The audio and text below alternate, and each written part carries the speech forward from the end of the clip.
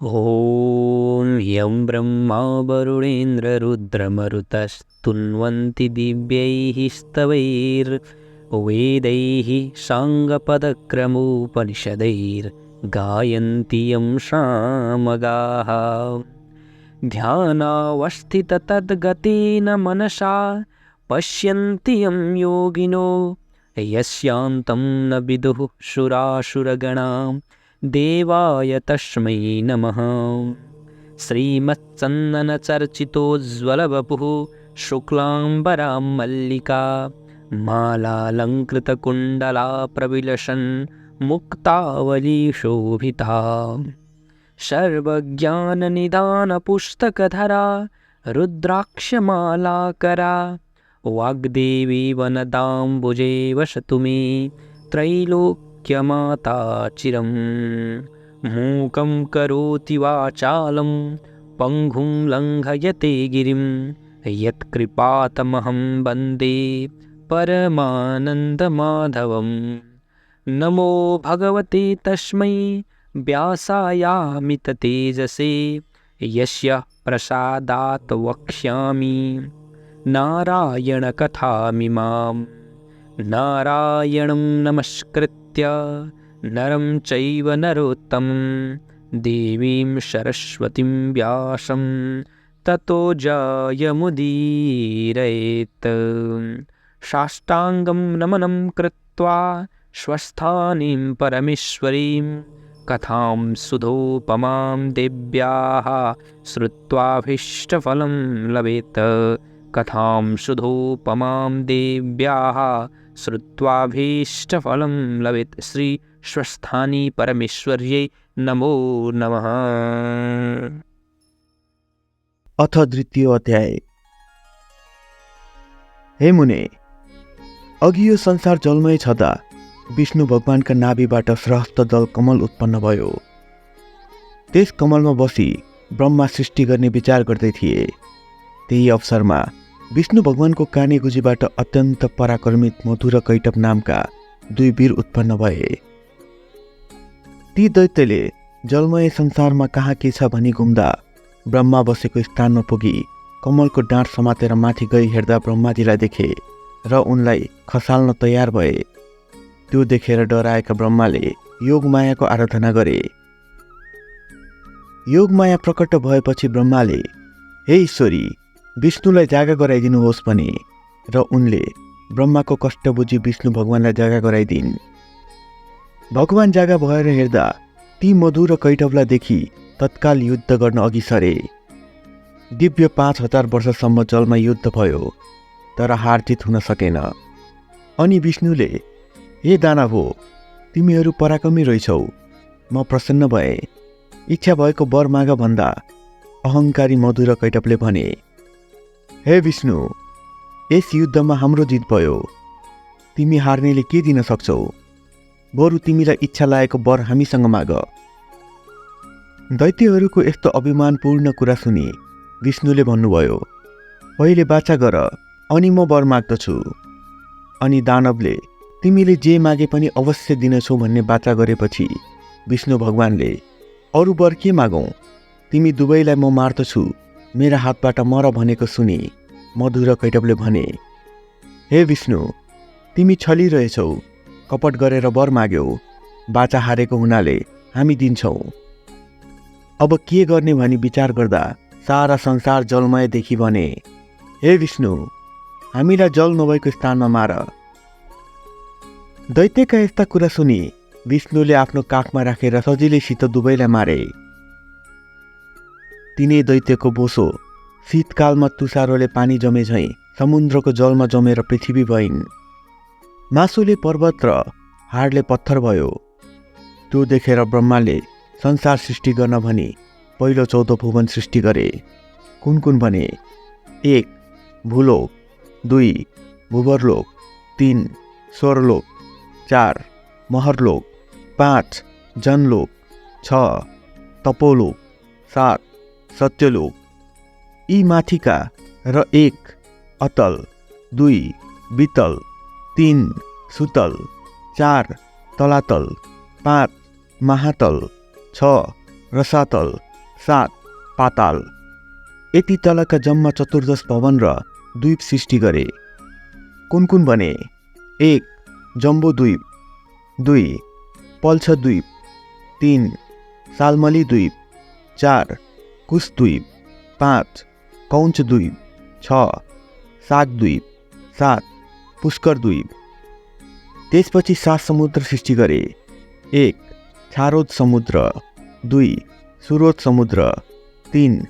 इच्छुरसोत समुद्र, 4. घृतोत समुद्र, 5. धमिमन्दोत समुद्र, 6. शिरोज समुद्र, 7. शुद्धोत समुद्र। जम्बूद्वीप छारोद समुद्रले विस्तृत छ।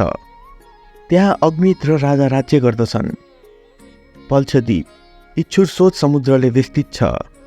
त्यहाँ इद्मजीय राजा राज्य गर्दछन्। सालमली द्वीप सुरोज समुद्रले विस्तृत छ। त्यहाँ यज्ञबाहु राजा छन्। कुशद्वीप घृतोज समुद्रले विस्तृत छ। त्यहाँ हिरण्यरेता राजा छन्। कौंचद्वीप शिरोज समुद्रले बेरिएको छ। त्यहाँ धृतपृष्ठ राजा छन्। सागद्वीप दधिमन्दोत समुद्रले बेरिएको छ। त्यहाँ मेधातिथि राजा राज्य गर्दछन्। पुष्कर द्वीप शुद्धोत समुद्रले विस्तृत छ। त्यहाँ वितिहोत्र राजा राज्य गर्दछन्। जम्बूद्वीपको विस्तार 4 लाख कोस छ। त्यसको आकार कमलगट्टा जस्तै छ। त्यसमा 9,9 हजार योजनका 9 खण्ड छन्। यस प्रकार सृष्टि गरिसकी 8 पर्वत सृष्टि गरे। कुन कुन भने? 1. सुमेरु पर्वत, 2. गन्धमादन पर्वत, 3. कैलाश पर्वत, 4. हिमालय पर्वत, 5. त्रिकुट पर्वत, 6. चित्रकूट पर्वत, 7. चन्द्रान्तक पर्वत, 8. चन्द्रकूट पर्वत। त्यसपछि प्राणी सृष्टि गरौँ भनेर महादेवको तपस्या गरे। दिव्य 12,000 वर्ष कठोर तपस्या गरेपछि महादेव प्रकट भएर, ब्राह्मण, तिम्रो तपस्याले म प्रसन्न भए, वर माग भन्ने आज्ञा भएको सुनि ब्रह्माले अनेक उपचारले शिवको पूजा गरी स्तुति गर्न लागे। हे ईश्वर, आफैले अनेक ब्रह्माण्डको रचना गरी आफ्नै मायामा भुलिरहेका यस्ता हजुरलाई कोटी कोटी नमस्कार। एक मूर्तिबाट 3 मूर्ति ब्रह्मा, विष्णु, शिव भइरहेका यस्ता हजुरलाई कोटी कोटी नमस्कार। हे ईश्वर, हजुरको महिमा वर्णन गर्न शेष र शारदाले पनि नसकेको म कसरी समर्थ हुनेछु? हजुरको कृपाले द्वीप, समुद्र, पर्वत सृष्टि गरे। अब प्राणी सृष्टि गर्न सकौँ, यही वर दिनुहोस् भनी बिन्ती गरे। ब्रह्माजीको प्रार्थना र आग्रह बुझी महादेवले आज्ञा भयो। हे ब्राह्मण, तिमी प्राणी सृष्टि गर्न सके भनी वरदान दिनुभयो। अनि ब्रह्माले महादेवलाई दण्डवत प्रणाम गरी सृष्टि गर्न सुमेरु पर्वतमा गए। पहिले शिवलोक, विष्णुलोक, ब्रह्मलोक, उमालोक, स्कन्दलोक र अरू अनेक लोक सृष्टि गरे। तिनमा सबैभन्दा माथि सत्यलोक सृष्टि गरे। अनि सुमेरु पर्वतको पूर्व दिशामा अमरावती, अग्नेय कोणमा श्रद्धावती, दक्षिण दिशामा यमपुरी, नैऋत्य कोणमा कृष्णावती, पश्चिम दिशामा श्रद्धावती, ईशान कोणमा यशोवती नामका पुरीहरू रचना गरे। त्यसपछि स्थावर जङ्गम सृष्टि गरे। अनि प्राणी सृष्टि गर्ने इच्छा भयो र मनले चिताउन साथ कश्यप प्रभृति 100 ऋषि सृष्टि भए। त्यति सुनेर अगस्त्य मुनिले सोधे, हे कुमारजी, हजुरको वचन रूपी अमृत मेरो कान रूपी जिब्रोले बराबर पिउन माग्दैछ।